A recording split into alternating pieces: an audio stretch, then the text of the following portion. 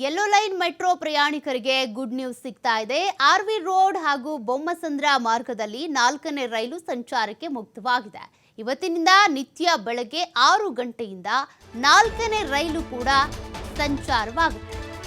August 10ರಂದು ಹಳದಿ ಮಾರ್ಗಕ್ಕೆ ಚಾಲನೆ ನೀಡಿದಂತಹ ನರೇಂದ್ರ ಮೋದಿ ಅವರು ಆಗಸ್ಟ್ 11ರಿಂದ ಮೆಟ್ರೋ ಸಂಚಾರಕ್ಕೆ ಅವಕಾಶವನ್ನು ನೀಡಲಾಗಿದೆ.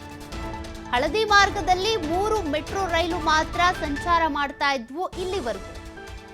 ಈ ಹಿಂದೆ ಆರ್ವಿ ರೋಡ್ ಬೊಮ್ಮಸಂದ್ರ ಮಾರ್ಗದಲ್ಲಿ ಇಷ್ಟು ದಿನ ಬೆಳಗ್ಗೆ 6:30ರಿಂದ ಮೆಟ್ರೋ ಸಂಚಾರ ಮಾಡ್ತಾ ಇತ್ತು. ಆದರೆ ಇನ್ಮೇಲೆ ಇವತ್ತಿನಿಂದ 6 ಗಂಟೆಯಿಂದಾನೇ ಮೆಟ್ರೋ ಶುರುವಾಗ್ತಾ ಇದೆ.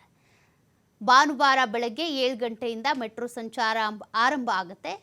ಇನ್ನು ಪ್ರತಿದಿನ ಕೂಡ 6 ಗಂಟೆಯಿಂದಾನೇ ಮೆಟ್ರೋ ಸಂಚಾರ ಇರುತ್ತೆ. ಈ ಹಿಂದೆ ಪ್ರತಿ 25 ನಿಮಿಷಕ್ಕೊಂದು ಮೆಟ್ರೋ ರೈಲ್ ಸಂಚಾರ ಆಗ್ತಾ ಇತ್ತು, ನಿಮಗೆ ಮೆಟ್ರೋ ರೈಲ್ ಸಿಗ್ತಾ ಇತ್ತು.